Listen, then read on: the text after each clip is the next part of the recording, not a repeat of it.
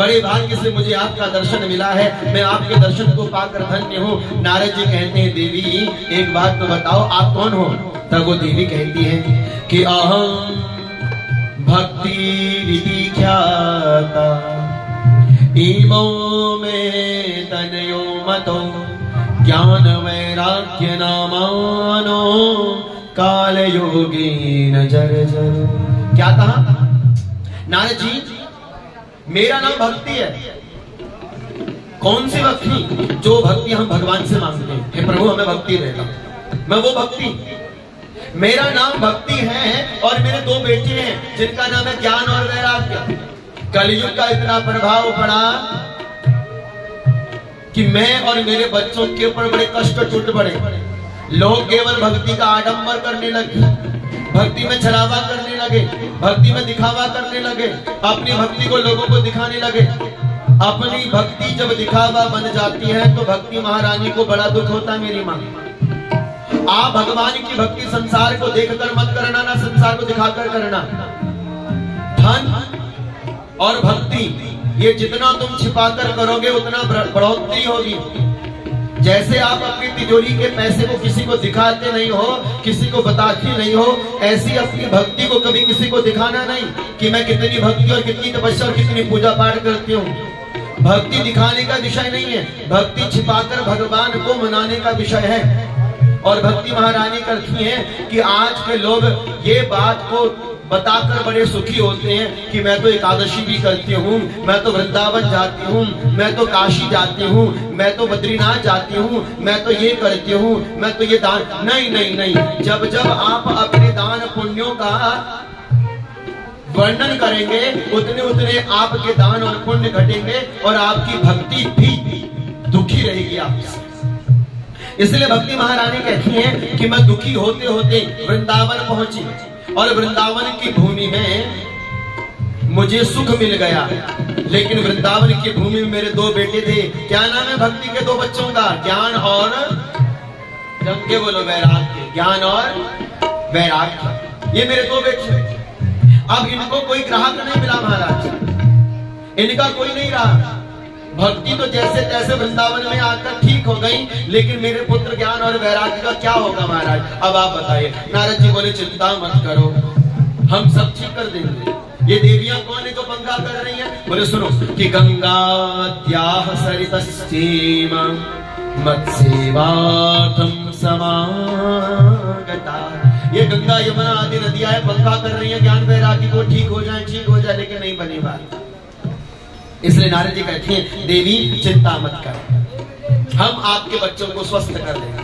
अपने हाथ में शंख लिया और शंख लेके वैदिक मंत्र पढ़ने लगे। बच्चे उठते फिर गिर जाते हैं।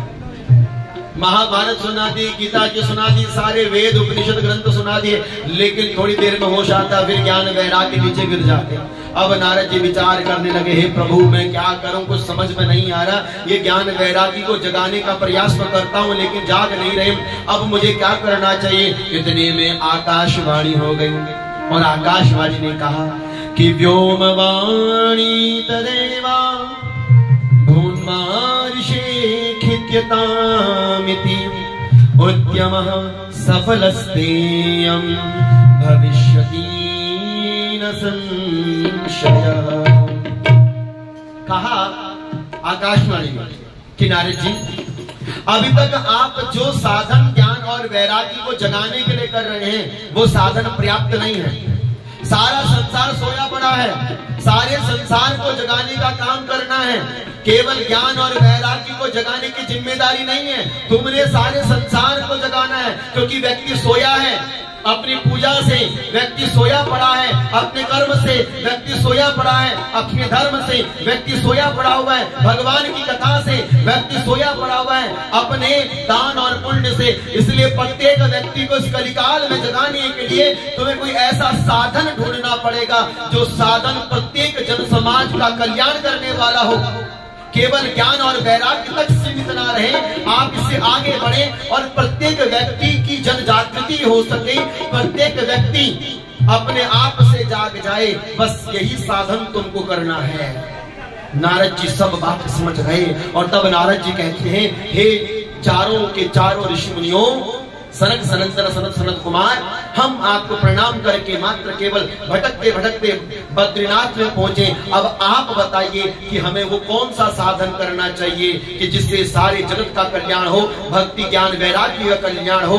तब सनक सनंदन सनातन सनत कुमार कहते हैं कि महाराज आपको ज्यादा चिंता करने की आवश्यकता नहीं है, केवल एक छोटा सा काम करना है, आपने भागवत जी की कथा को करना है। ये कथा की वो निर्मल धारा गंगा है जो प्रत्येक मन वाणी को पवित्र करने वाली है। भक्ति ज्ञान वैराग्य, क्या केवल भक्ति ज्ञान वैराग्य को नहीं, पूरे समाज को ये तृप्त कथा करने वाली होगी, सभी को कल्याण करने वाली कथा, श्रीमद् भागवती कथा को तुमने करना चाहिए।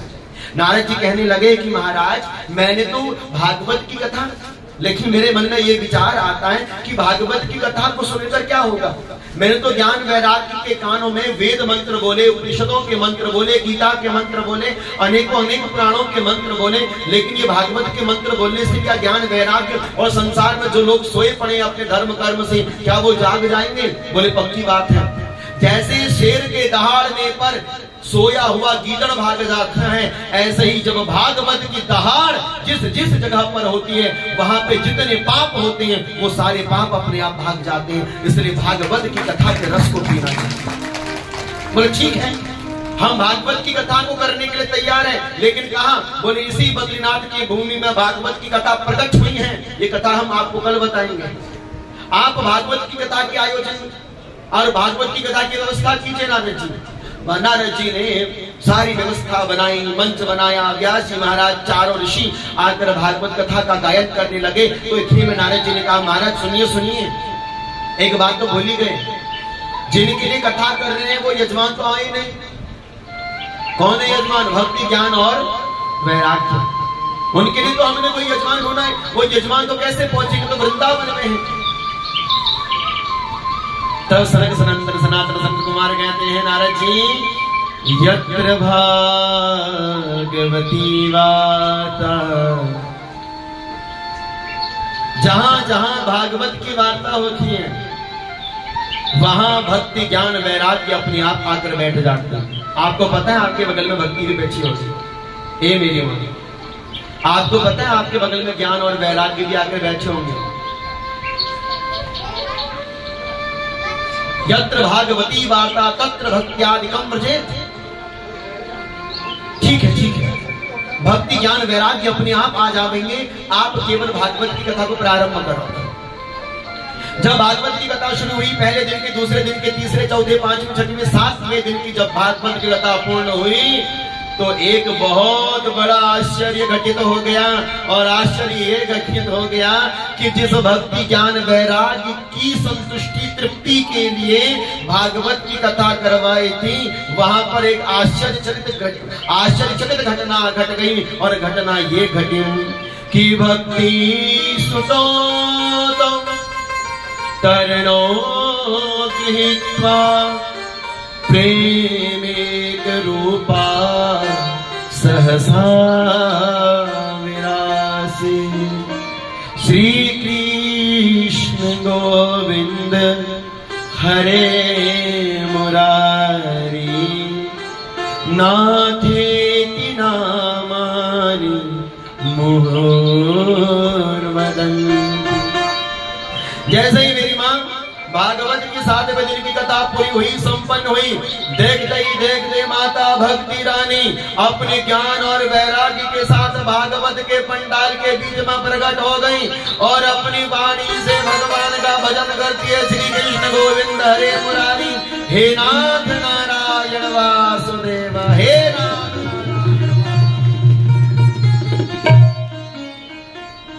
श्री कृष्ण गोविंद हरे मुरारी, हे नाथ नारायण वासुदेव। श्री कृष्ण गोविंद हरे मुरारी, हे नाथ नारायण वासुदेव। हे नाथ नारायण वासुदेव, हे नाथ नारायण वासुदेव, हे नाथ नारायण वासुदेव, हे नाथ नारायण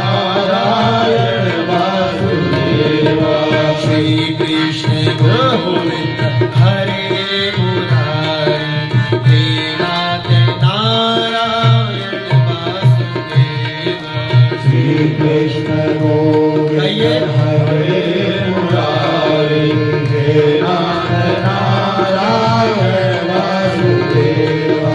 पितुमात स्वामी सखा हमारे, पितुमात स्वामी सखा हमारे, हे नाथ नारायण वासुदेव, हे नाथ नारायण वासुदेवा। श्री कृष्ण गोविंद हरे मुरारी, हे नाथ नारायण वासुदेव, श्री कृष्ण गोविंद हरे मुरारी, हे नाथ नारायण वासुदेवा। हे नाथ नारायण वासुदेव, हे नाथ नारायण वासुदेव, हे नाथ नारायण वासुदेवा, हे नाथ नारायण वासुदेवा। श्री कृष्ण गोविंद हरे मुरारी, हे नाथ नारायण वासुदेव, श्री कृष्ण गोविंद हरे मुरारी, हे नाथ नारायण वासुदेवा। राधे कृष्ण कृष्ण कृष्ण राधे कृष्ण कृष्ण कृष्ण राधे कृष्ण कृष्ण कृष्ण राधे कृष्ण कृष्ण कृष्ण राधे कृष्ण कृष्ण कृष्ण राधे कृष्ण कृष्ण कृष्ण राधे कृष्ण कृष्ण कृष्ण राधे कृष्ण कृष्ण कृष्ण और राधे कृष्ण कृष्ण कृष्ण राधे कृष्ण कृष्ण कृष्ण राधे कृष्ण कृष्ण कृष्ण राधे कृष्ण कृष्ण कृष्ण और राधे कृष्ण कृष्ण कृष्ण राधे कृष्ण कृष्ण कृष्ण राधे कृष्ण कृष्ण कृष्ण राधे कृष्ण कृष्ण कृष्ण और राधे कृष्ण कृष्ण कृष्ण राधे कृष्ण कृष्ण कृष्ण राधे कृष्ण कृष्ण कृष्ण राधे कृष्ण कृष्ण कृष्ण राधे कृष्ण कृष्ण कृष्ण राधे कृष्ण कृष्ण कृष्ण राधे कृष्ण कृष्ण कृष्ण राधे कृष्ण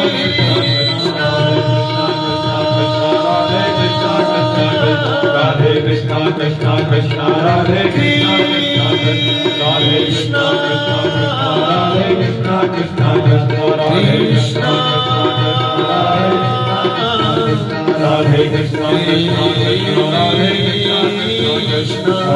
कृष्ण राधे कृष्ण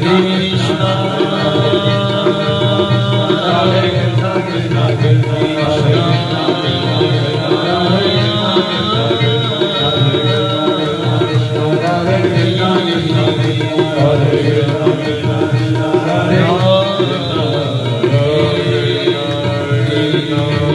कृष्ण इस तरह से भक्ति महारानी श्री कृष्ण गोविंद हरे मुरारी, हे नाथ नारायण वासुदेव, इस मंत्र का जप करते हुए प्रकट हुई। नारद जी ने अद्भुत महिमा जब भागवत की देखी तो तुरंत एक प्रश्न किया कि महाराज, ये भागवत की कथा और किस किस इंसान का कल्याण करती है, किस किस का दुर्भाग्य मिटा देती है भागवत की कथा। तो नारद जी की बात सुनकर शंकरादि ने कहा, अरे नारद जी, हम आपको सच्ची सच्ची बताते सुनो कि ये मानवा पाप कृतस्तु सर्वदा सदा दुराचारता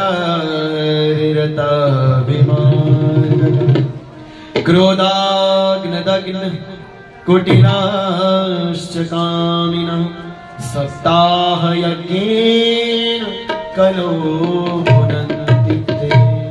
बोले, जिसने अपने जीवन में कभी पुण्य ना कमाए हो, सबसे बड़ा पापी जानते हो मेरी मां संसार में कौन है? सबसे बड़ा पाप क्या है? सबसे बड़ा पाप है जिस वस्तु में तुम्हारा अधिकार नहीं था उस वस्तु पर तुम अपना अधिकार जमाओ। दूसरा सबसे बड़ा पाप है कि तुम जीते जी माँ बाप की सेवा ना कर सके और लाखों का चंदा दान देने में लगे हो, घर के बूढ़े माँ बाप को दवाई का पत्ता तक नसीब नहीं किया। सबसे बड़ा पाप है कि तुमने मानव का तन पाकर मानव के तन को ही नहीं समझा। गलत खाते फिर रहे, गलत करते रहे, शराब पीते रहे, मदिरा पीते रहे, ताश पत्ता खेलते रहे, बस मानवीय जीवन को मटिया मेल बनाकर रख दिया। ये सबसे बड़ा पाप है। इससे भी बड़े बड़े घनघोर से घनघोर पाप है जिनका वर्णन नहीं कर सकते। हर एक वो छोटी से बड़ी चीज जो आपको और आपके मन को पीड़ा पहुंचाए, बस वही सबसे बड़ा पाप समझ लीजिए आप। बोले ऐसे भयंकर से भयंकर पापी का भी तारण भागवत की कथा कर देती है। इतना नहीं, जीते जी पापी का भी तारण करती है और मरने के बाद भी पापी का तारण करती है। तब नारद जी कहते कि महाराज कोई ऐसी कथा हो तो बताइए ना। तो कहते हैं सुनिए, आप लोग भी सुनो मेरी माता कि तुंगभद्रा तटे पूर्वम सर्वभूत पत्तनमुत्तमम् यत्र वर्णा स्वधर्मेण सत्य सत्कर्म तत्परा।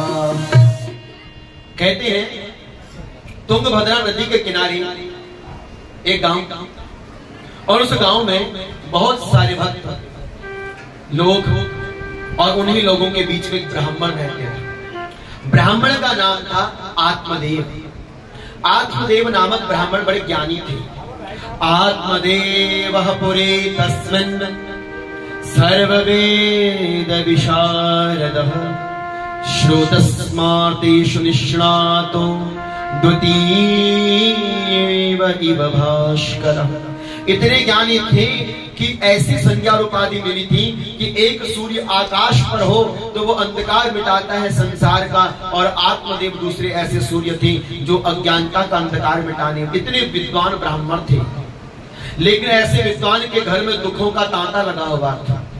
पत्नी का नाम धुंधली था, सुनती नहीं थी अपने पति का कहना, मानती नहीं थी अपने पति का कहना। वो स्त्री नहीं जो अपने पति का सम्मान नीचे गिरा दिया। मांग का सिंदूर और पति के वचन, ये दोनों शिरोधार्य होने चाहिए। किंतु ये धुंधली ही अपने पति आत्मदेव का कभी सम्मान नहीं करती थी। जो बोलते थे उसका उल्टा करती थी, जो कहते थे उसका उल्टा करते थे। आत्मदेव बोलते थे चलो भगवान के मंदिर चलते हैं, लेकिन ये कभी भगवान के मंदिर नहीं गए। चलो आज दान पुण्य करते हैं, लेकिन इसने कभी दान पुण्य नहीं किया। बहुत दुख की बात ये थी कि इसने कभी अपने पति को समझा ही नहीं। अगर पति तुम्हारा दुख में बैठा है तो पत्नी वही है जो अपने पति को दुख से बाहर निकालने की चेष्टा करती है। अगर तुम अपने पति की बात नहीं समझोगी तो उसकी दिल की बात को कौन समझेगा। केवल तुमने पति के साथ तन का रिश्ता नहीं जोड़ा, उसके साथ तुमने मन का रिश्ता भी जोड़ा है। वो दुखी है और तुम खिलखिला के हंस रही हो संसार में जाकर। ये तो पतिव्रता स्त्री का लक्षण नहीं है। आपको हर क्षण हर पल अपने पति का सहयोग देना है। ये भागवत की कथा तुम्हें बता रही है। आत्मदेव दो जगहों से बड़े दुखी थे, बाकी सुखी सुख था। तन का भी सुख था, धन का भी सुख था, विद्या का भी सुख था, लेकिन दुख केवल दो ही थे। पहला दुख था कि उन्हें संतान नहीं थी, दूसरा दुख था कि पत्नी कहना नहीं मानती थी। पत्नी ने कभी कहा नहीं माना आत्मदेव का। एक दिन आत्मदेव बड़े दुखी होकर, परेशान होकर, अब मैं मर जाऊं, आत्महत्या कर लूं, ऐसा मन में विचार करके आत्मदेव आत्महत्या करने के लिए जंगल की ओर निकल पड़े। जब आत्मदेव जंगल में आत्महत्या करने के लिए जा रहे थे, इतने में एक महात्मा जी मिल गए। महात्मा ने कहा कि अरे ब्राह्मण देव, कौन हो तुम और इस घनघोर जंगल में क्या करने के लिए आए हो? तो आत्मदेव ने कहा कि मैं ब्राह्मण, नाम हमारा आत्मदेव, लेकिन दुख इस बात का है कि हमें संतान का सुख नहीं है, न पत्नी का सुख है। अब तो मर जाना चाहते हैं, बड़े दुखी हो गए हैं महाराज। आत्मदेव की बात सुनकर महात्मा ने कहा चिंता मत करो, मुझे जरा एक बार अपना हाथ दिखाओ। जैसे ही आत्मदेव ने हाथ दिखाया और महात्मा ने आत्मदेव के हाथों की लकीरों को पढ़ा, तो हाथों की लकीरों को पढ़कर आत्मदेव से कहने लगे, सुनो आत्मदेव, तुम क्यों मरना चाहते हो? आत्मदेव ने कहा हम इसलिए मरना चाहते हैं कि हमें संतान का सुख नहीं है, अगला जन्म मिलेगा तो संतान का सुख मिलेगा, इसलिए इस जन्म में मर जाना चाहते हैं। अरे नहीं नहीं आत्मदेव, ये गलती मत करना, तुम कोई अच्छा धर्म कर्म कमाओ, मरना ठीक बात नहीं है। बोले नहीं, मैं मर जाना चाहता हूँ। मैंने कोई ऐसा धर्म कार्य पुण्य नहीं है जो ना किया हो। पहला कि पाल्यते मयाधेनु सावंध्या सर्वथा ब्रवीत् यो मया रोपितो वृक्ष सोऽपि वन्द्या समाश्रयेत्। आत्मदेव कहते हैं मेरा तो दुर्भाग्य इतना बड़ा, इतना भयंकर है महाराज कि मैंने संतान के अभाव में अपने किसी ब्राह्मण के कहने पर अपने घर में गाय माता को पाला कि कोई बात नहीं, मेरे को औलाद नहीं है तो गाय माता को संतान होगी और गाय माता के संतान से मुझे संतान का सुख मिल जाएगा। लेकिन घर में गाय माता पाली, लेकिन गाय माता को भी कोई संतान नहीं। उसके बाद मैंने एक आम का पेड़ लगाया, फलदार पेड़ लगाया। सोचा, हमने सुना था कि जिनको संतान नहीं है यदि वो कोई फलदार पेड़ लगाता है और फल लग गया तो संतान का सुख उसको मिलता है। मैंने एक फलदार पेड़ लगाया, लेकिन दुर्भाग्य था कि उसमें भी कोई फल नहीं आया। अब आप ही बताइए महात्मा जी, जब मेरे जीवन में इतने दुख हैं, इतने कष्ट हैं, अब मैं ऐसे जीवन को भला जीकर क्या करूं जब कोई मुझे समझने ही वाला नहीं है। अच्छा है कि मैं मर जाऊं, इसलिए मैं मरने के लिए आया हूं। लेकिन अभी आपने मेरे हाथों की रेखाओं को पढ़ा, आपने मेरे हाथों की रेखाओं में क्या देखा? तब कहते हैं कि सुनो, मन को मजबूत कर लो, जो मैंने तुम्हारी हाथों की रेखाओं में देखा वो सुनकर तुम बिलख जाओगे, बिखर जाओगे, टूट जाओगे। अरे बताओ महाराज, मैं बहुत अपने आप को सह चुका हूँ, इस बात को भी सह लूंगा, लेकिन सत्यता बताओ क्या देखा तुमने मेरे हाथ की रेखाओं में? कहते सुनो कि सप्त जन्मावधि तब पुत्रो नैव च। अरे आत्मदेव, तुम इस एक जन्म में संतान को पाने की बात कर रहे हो? हमने तो देखा तुम्हारे आने वाले 7 जन्मों तक भी तुम्हें संतान का सुख नहीं है। इस जन्म का छोड़ दो, 7 जन्मों तक तुम्हारे भाग्य में कोई औलाद है ही नहीं। जब ये सुना आत्मदेव रो पड़े, टूट कर गिर पड़े, ब्राह्मण के चरणों में त्राहिमाम महात्मा। अब आपने मुझे मेरे जीवन के 7 जन्मों तक का लेखा जोखा संतान का बता दिया है। मुझे भरोसा है कि जब आप मेरे 7 जन्मों का दुखड़ा बता सकते हैं तो मुझे आप संतान का सुख भी दे सकते हैं। आग्रह किया, महात्मा ने समझाया, नहीं माने। अपनी झोली से महात्मा ने एक फल निकाला, आत्मदेव ब्राह्मण को दिया, कहा जाओ अपनी धर्म पत्नी को खिला देना, अच्छे पुण्य रहेंगे तो तुम्हें संतान का सुख जरूर मिल जाएगा। इतना कहकर आत्मदेव प्रसन्नता के साथ, भरे हृदय के साथ अपने घर में पहुंचे। सुनो सुनो सुनो धुंधली, ये महात्मा का दिया हुआ प्रसाद है, इसको खा लेना, संतान का सुख होगा। लेकिन धुंधली तो अलग विचारों वाली थी। आत्मदेव के जाने पर अपनी बहन को बुला लिया और कहा, बहन देख, तेरे जीजाजी को आज कल ना जाने क्या हो गया, संतान के लिए पागल हो गए हैं, कह रहे हैं कि ये फल खा लेना इसको संतान हो जाएगी। बहन तो ही बता, क्या किसी बाबा का दिया हुआ फल चमत्कार कर सकते हैं?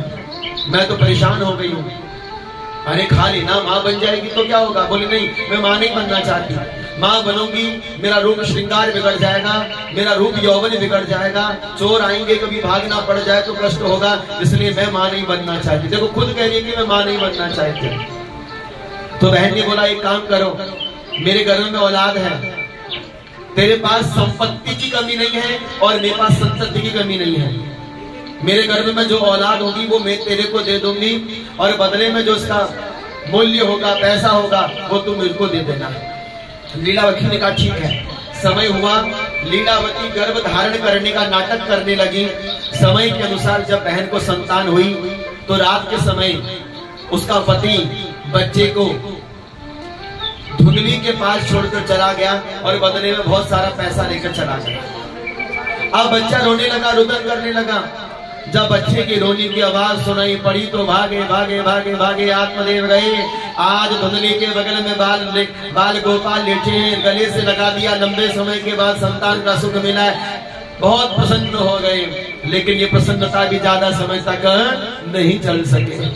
जब बच्चा बहुत ज्यादा रोने लगा तो बच्चे को रोने का चुप कराने का केवल एक ही रास्ता है कि माँ अपने प्यारे पयोधरों से बच्चे को ममता का दूध पिलावे।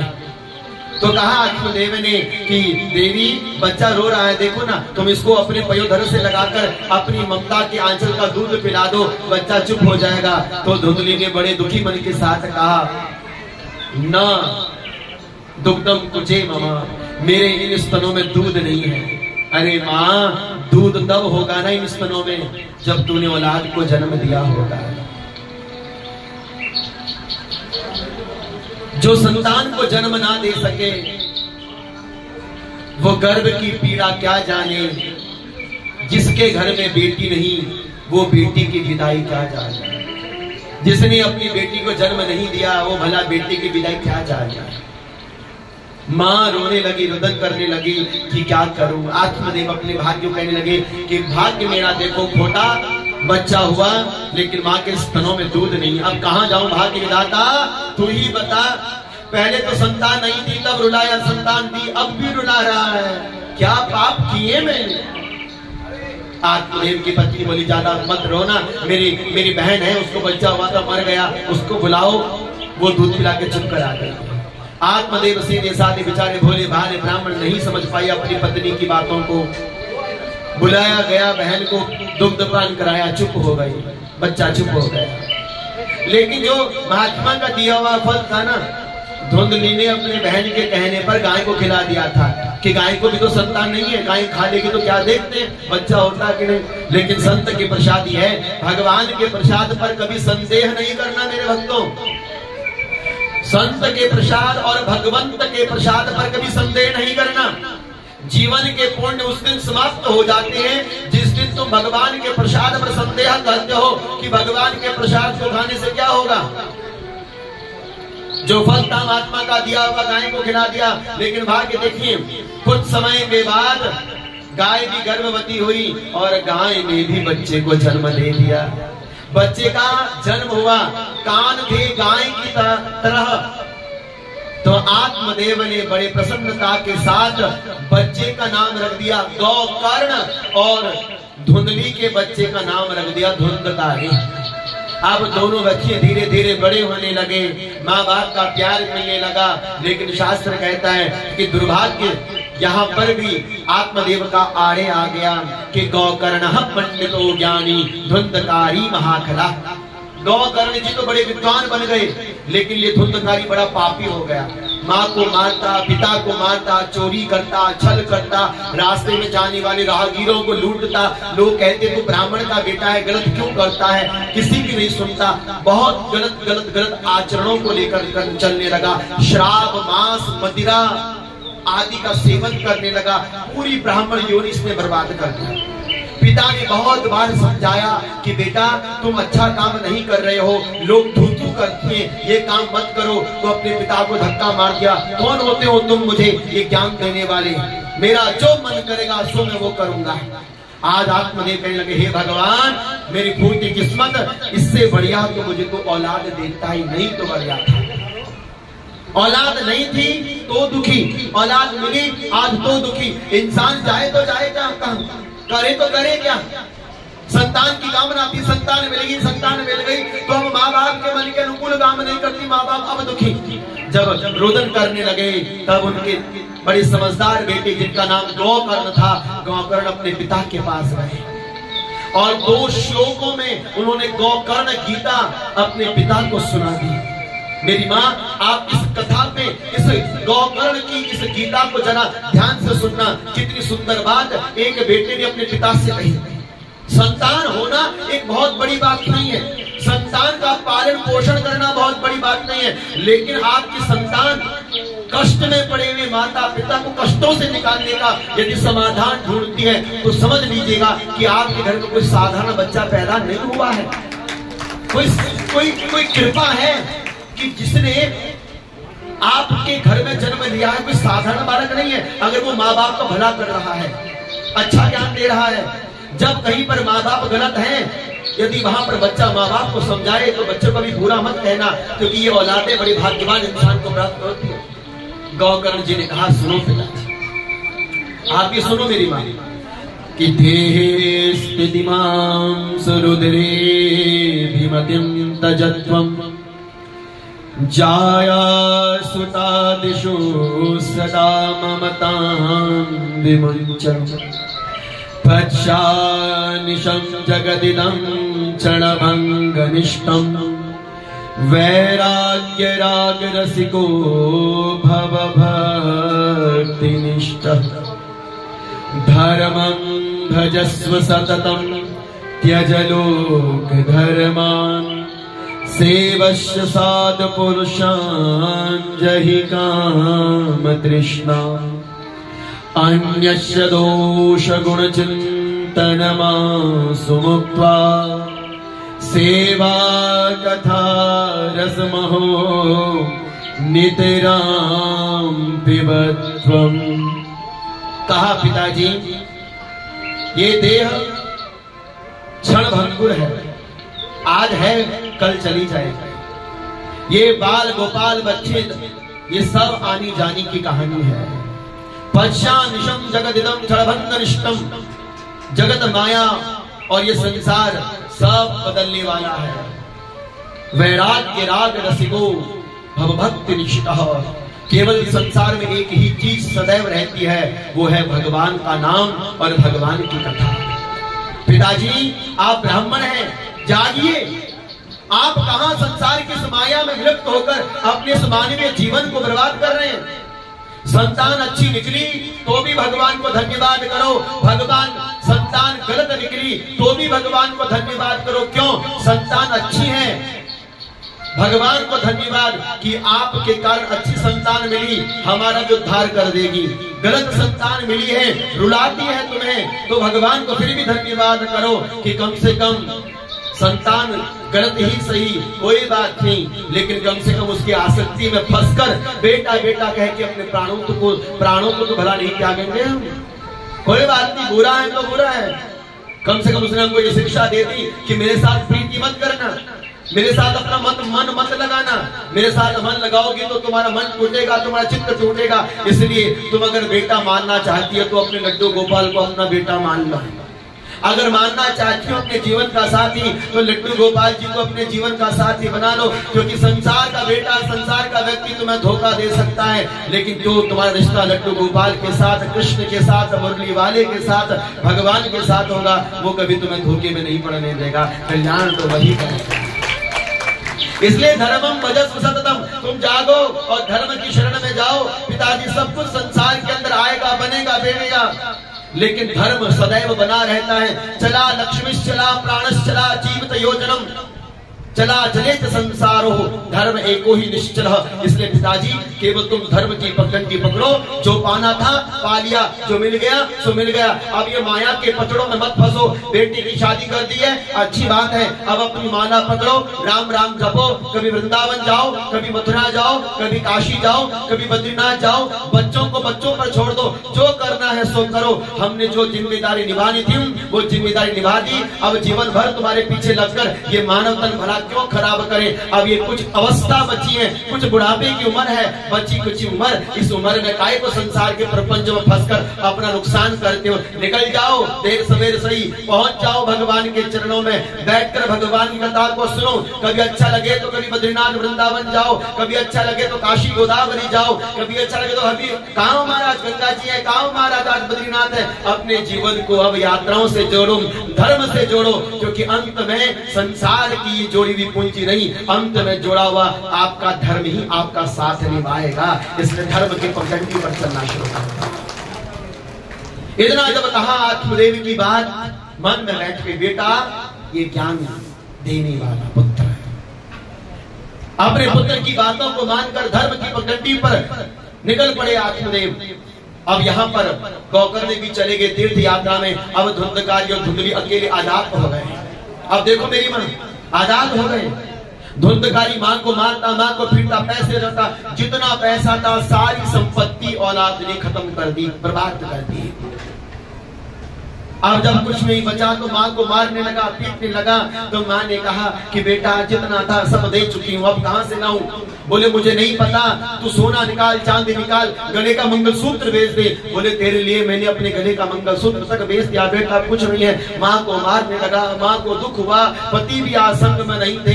आज बड़ा याद आया कि जीवन भर तो पति का साथ कभी निभाया नहीं। आज जब पुत्र ने ऐसा वियोग मेरे जीवन में उत्पन्न किया, आज पति की याद आती है, लेकिन अब पति मेरे साथ नहीं है।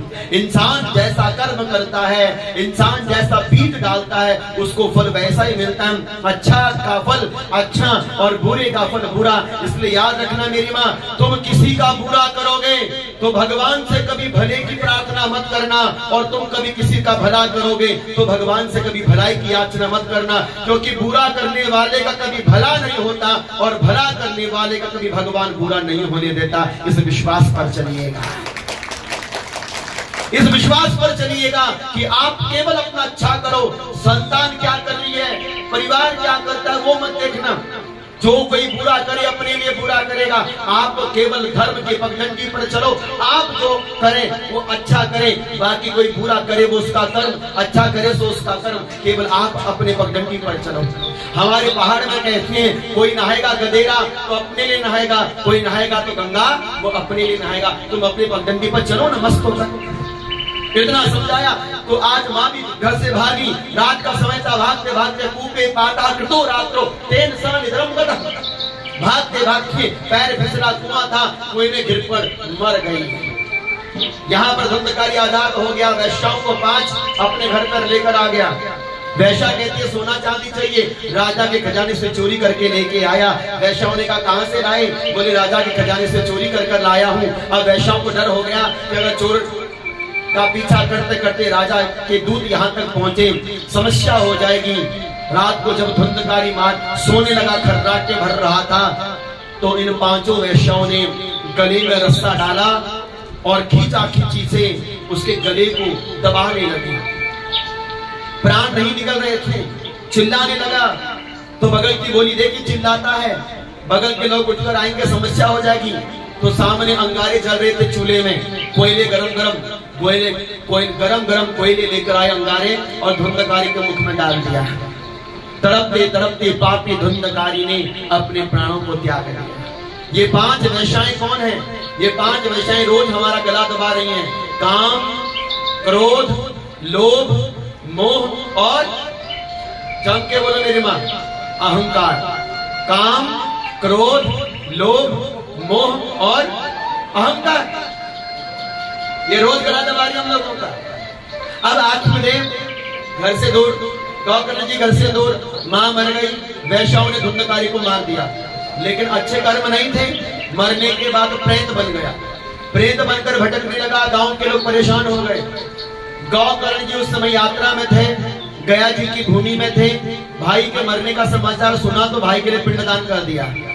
पिंडदान करने के बाद गौकर्ण जी अपने गांव लौट कर आए। लोगों से बातचीत हुई, रात को अजीब अजीब सी आवाजें आती हैं, समाधान कीजिए। तब गौकर्ण जी रात के समय घर से बाहर आंगन में सोने लगे। इतने में कुछ विकराल आकृतियां दिखाई दी, भयंकर आकृतियां दिखाई थी, भयावह आकृतियां दिखाई दी। चीखने, चिल्लाने की, रोने की, कभी जानवरों की आवाज निकलने लगी। उस समय गौकर्ण जी ने अपने हाथ में जल लिया, भगवान का नाम स्मरण किया और जो ही जल का छींटा मारा तो क्या देखते हैं कि एक प्रेत दिखाई पड़ रहा है। कौन हो तुम? तब वो प्रेत कहता है कि अहं भ्राता त्वदीयो अस्मि धुंधकारिति नामतः। भैया मैं तुम्हारा भाई हूँ, मेरा नाम धुंधकारी है। भैया मुझे बचा लो, मुझे इस प्रेत योनि से बचा लो भैया, बहुत कष्ट मिल रहा है। जीते जी भैया मैंने कुछ अच्छा नहीं किया, मरने के बाद प्रेत योनि में दर दर भटकता हूँ। भाई मुझे इस प्रेत योनि से मुक्त कर दो भैया, मुक्त कर दो। तब गौकर्ण जी कहते हैं अरे मैंने तो तेरे लिए गया जी में जाकर पिंडदान किया है।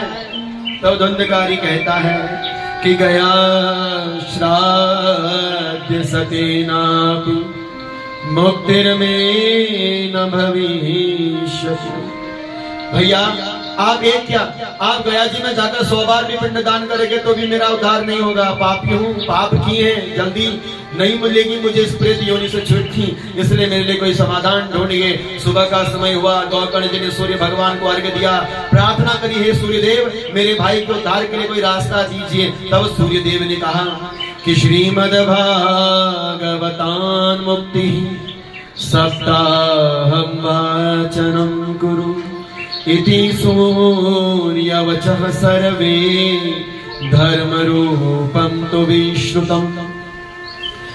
सूर्य भगवान ने कहा कि गौकर्ण आप अपने भाई के तारण के लिए भागवत की कथा अपने गांव में कराओ। यत्र भागवती वार्ता तत्र भक्त्यादिकं व्रजेत्। भागवत की कथा करने से भक्ति प्रसन्न होती है और प्रेत योनि से तुम्हारे भाई को छुटकारा मिल जाएगा। गौकर्ण जी ने सूर्य भगवान के वचन अनुसार अपने गांव में भागवत की कथा प्रारंभ कर। एक बांस का डंडा जिसमें 7 गांठें बनी हुई थी मेरी मां, धुंधकारी को कहीं जगह तो नहीं मिली, उस बांस की लकड़ में जाकर धुंधकारी बैठ गया। अब बांस की जो पहली ग्रंथि थी, पहली गांठ थी, उसमें जाकर बैठ गया। और कथा का चमत्कार ये हुआ, जब पहले दिन की कथा पूर्ण हुई तो पहले दिन की जो ग्रंथि थी बांस की लकड़ की, वो विमुक्त हो गई। तब कहते हैं कि द्वितीये अहनि तथा सायं द्वितीय ग्रंथि विभेदनम तृतीये अहनि तथा सायं तृतीय ग्रंथि विभेदनम एवं सप्तदिनेश्चैव सप्तग्रंथि विभेदनम। पहले दिन की कथा पूरी हुई, पहले दिन की गांठ का विभेदन हुआ। करते करते दूसरे दिन की, तीसरे दिन की, चौथे दिन की, 5वें दिन की, 6वें दिन की, जैसे ही 7वें दिन की गांठ बांस की विमुक्त हुई, वह प्रेत धुंधकारी देखते देखते भागवत के कथा के मंडप में मानो उस रूप को लेकर प्रकट हो गया हो, जो रूप साक्षात भगवान कृष्ण का हो। और देखते ही देखते धुंधकारी भगवान कृष्ण का ही जैसा रूप धारण करके भागवत की कथा में प्रकट हो गया। बोलिए भागवत भगवान की जय हो। दिव्य रूप धरो जाता तुलसी दाम मंडिता, गले में तुलसी की माला है, भगवान के जैसा रूप दिखाई पड़ता है। आज सुंदर से रूप श्रृंगार में धुंधकारी है, रोता हुआ कहता है कि भैया धन्या भागवती वार्ता प्रेत पीड़ा विनाशिनी। आज इस भागवत की कथा ने मुझे प्रेत योनि से मुक्त कर दिया। अरे मुक्त ही नहीं किया, भगवान ने मुझे अपना जैसा रूप, गले में तुलसी डालकर आज भगवान ने अपना जैसा मुझे बना दिया। इसलिए भागवत क्या है? भागवत भगवान है, और भागवत कथा सुनने वाला भागवत की तरह बन जाता है, भगवान का ही बन जाता है। आज धुंधकारी का उद्धार कर दिया। विमान आए और विमान लेकर चले गए। एक विमान और था गौकर्ण जी के लिए, जो कि कथा अच्छी सुनाई थी। जब विमान आए तो तब देवताओं ने कहा कि महाराज आप भी विमान में बैठ के चलिए। तो गौकर्ण जी ने कहा रुको रुको रुको, आप केवल 2 विमान लेकर क्यों आए? कथा सुनने वाले तो पूरी संगत थी, भक्त थे, सबके लिए विमान आना चाहिए था ना। केवल 2, एक धुंधकारी हमारे लिए क्यों? आपको सबके लिए विमान आना था। बोले महाराज सब विमान में बैठने के अधिकारी नहीं है। अच्छा सुनो मेरी मां, भागवत की कथा का भी एक अचरज रस रहता है, अचरज रस। एक गांव में कथा चल रही थी हमारे, हमने कहा सभी से कि हाथ खड़ा करो जो जो विमान में बैठकर भगवान तक जाना चाहता है। तो गांव के लोग थे सीधे साधे, सबने हाथ खड़ा कर दिया कि हम जाना चाहते विमान में बैठकर हम भगवान के धाम जाना चाहते। एक बूढ़ी माँ बैठी हुई थी भागवत की कथा में, उसने हाथ खड़ा नहीं किया। हमने कहा माँ क्या तुमने और लोगों की तरह नहीं जाना क्या विमान में बैठे? बोले पंडित जी काय का विमान, काय की विमान की यात्रा, आप तो छोटा सा काम करो, इन गांव वालों को लेकर चले जाओ, ये बहुत ज्यादा लड़ते हैं, इनको विमान में बैठा कर लेके जाओगे तो मेरा गांव अपने आप ही स्वर्ग हो जाएगा, मुझे यहीं पर ही छोड़ दीजिए। अब ऐसी स्थितियां विकट स्थितियां हो जाती हैं कि इंसान कथा तो सुनता है लेकिन समझता नहीं है। भगवान के भक्तों ने कहा कि महाराज कथा तो पूरे गांव वाले सुनने के लिए आए, लेकिन सुनने के बाद कथा भूल भी तो गए। आज भी आप लोग इतनी देर तक कथा सुन रहे हो, अभी घर में जाओगे सब भूल जाओगे कि हमने क्या सुनाया। बोलो ऐसे में क्या भला होगा। हम ये नहीं कहते कि तुम पूरी कथा को याद करो, कम से कम इतना तो हो कि आपको कथा की 2 बातें याद रहे। जो घर तक जाओ बच्चों को सिखाओ कि बेटा हमने भागवत की कथा में ये सुना, ये नहीं करना चाहिए, गलत है, कम से कम इतनी बातें तो घर तक पहुंची। लेकिन आज अभी हम कथा में बैठे हैं, थोड़ी देर होगी कथा पूरी होगी, घर जाएंगे तो सब भूल जाएंगे। काय की कथा, वहां तो परिवार की व्यथाएं पड़ी हुई है, सब भूल जाएंगे। इसलिए महाराज कि सर्वणस्य विवेदेन फल भेदो अत्र संसितः श्रवणम तुक्तम सर्वे न कथा मरणम कृतम। कथा सबने सुनी, लेकिन सुनने के बाद सबने सर भी हिलाया। हाँ बिल्कुल बिल्कुल, और महाराज हाँ हाँ सर हिलाया, हाँ हाँ सर तक हिलाने तक खूब मन हिलाया, खूब सर हिलाया, लेकिन आत्मा तक वो बात नहीं पहुंची, कथा भूल गए। इसलिए सुनने वाले सब हैं, लेकिन कथा को उतारने वाले बहुत कम हैं। इसलिए ये विमान केवल आप दोनों के लिए आए हैं। गौगण जी ने कहा चिंता मत करो, अगली बार अच्छी कथा सुनाएंगे गांव के भक्तों को। अगली बार गांव के भक्तों को जो मन लगाकर कथा सुनाई, पूरा गांव एकत्रित हुआ और सबने मन लगाकर भगवान की कथा को सुना। आज एक विमान नहीं आया, भागवत की कथा में लिखा हुआ है कि चीटी तक, उस गांव की चीटी तक विमान में बैठकर भगवान के धाम चले गए। ये भागवत की दिव्य महिमा है। इसलिए हमारी आप सभी से ये प्रार्थना है कि इस भागवत की कथा के रस को आप अपने जीवन से कभी दूर मत करें। कथा का नियम भी यही कहता है कि आप भागवत की कथा को रोज सुनना, और नियम ये भी कहता है कि जिस जगह पर बैठे हो तुम अभी, अपनी जगह देखो कौन सी जगह पर बैठे हो, जिस स्थान पर बैठकर आपने अभी भागवत की कथा सुनी है, नियम बनाना कि उसी स्थान पर रोज बैठकर मुझे भागवत की कथा सुननी है। प्रयास करना कि मुझे आगे बैठकर भागवत की कथा सुनिए, जितना हो आगे बैठे, जल्दी आवे। व्यास जी के आने से पहले हमको आ जाना चाहिए। होता कभी कभी कथाओं में मेरी माँ ये है कि हम व्यास जी के आने के बाद कथा में आते हैं, ये स्वार्थ है। शास्त्र कहते हैं, कथा कहती है कि व्यास जी के व्यास पीठ में आने से पहले श्रोताओं को अपनी अपनी जगह बना लेनी चाहिए। प्रयास करना चाहिए कि मैं आगे से आगे बैठूं और जिस स्थान पर मैं बैठी हूं वो स्थान मेरा सद जाए, 7 दिन के लिए उसी स्थान पर बैठकर मैं भागवत की कथा को सुनूं। नियम बनाना चाहिए। जो चाहते हैं कि भागवत की कथा हमारे पितरों का उद्धार करे, वो घर से फूल लेकर आए, दक्षिणा चावल जो श्रद्धा हो भागवत की पोथी पर चढ़ा दें। जो चाहते हैं मेरे पास कुछ अधिक नहीं है, कुछ ज्यादा मैं दान नहीं कर सकता, घर में तुलसी माता तो है, हाँ जी कि ना जी, और मेरी माँ किस किस के घर में तुलसी है। हम नहीं कहेंगे कि आप घर से रोज 10, 20, 50, 100 रुपया पोथी पर चढ़ाओ, चढ़ाना हो तुम्हारी मर्जी, लेकिन कम से कम एक तुलसी का पत्ता तो भगवान की पोथी पर चढ़ना ही चाहिए। प्रेम से बोलो राधे राधे। जब भागवत की कथा में आते हो, अपनी इस आंचल में 2 चीजें लाओ, एक चावल और दूसरा तुलसी का पत्ता, क्योंकि चावल और ये तुलसी का पत्ता हाथ में पकड़ कर लेकर नहीं आते, अपनी आंचल में बांध कर लेकर आओ। और जब कथा में आओ, चावल भगवान अपने कलश पर चढ़ाओ और जो तुलसी का पत्ता है वो भगवान के ग्रंथ पर, अपने इस ग्रंथ पर चढ़ा दो। प्रणाम करो कि मेरे ये तुलसी के पत्र से मेरे भगवान कृष्ण प्रसन्न हो जाए। ये प्रार्थना करनी है। कल से कोई खाली हाथ कथा में नहीं आएगा। दक्षिणा लाओ ना लाओ वो तुम्हारा अपना विषय है, लेकिन जो हमने आपको ये दक्षिणा दी है तुलसी का पत्ता काम करेगा पक्का। वो तुलसी का पत्ता आपने अपने व्यासपीठ तक जरूर पहुंचाना। रोज 2 तुलसी के पत्ते उसमें राधा लिखकर चंदन से आपने लाना है और इस व्यास की पीठ पर इस ग्रंथ पर चढ़ाना है।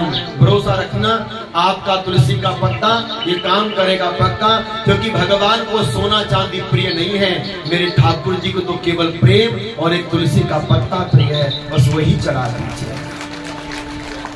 बाकी नियम कथा के हम आपको नहीं सुनाएंगे, बस इतना सा नियम है मेरी माँ, कथा टाइम से आना।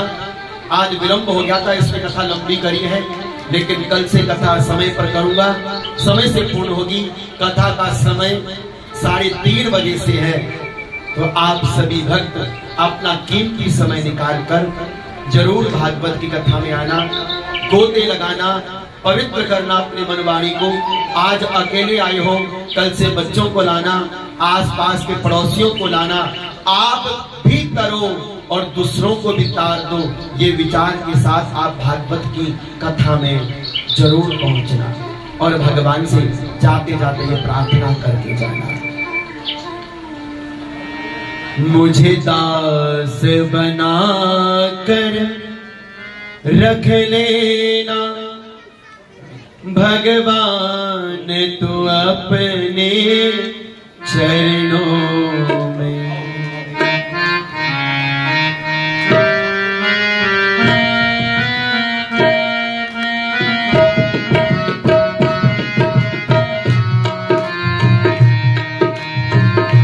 बजाइए जरा तालियां।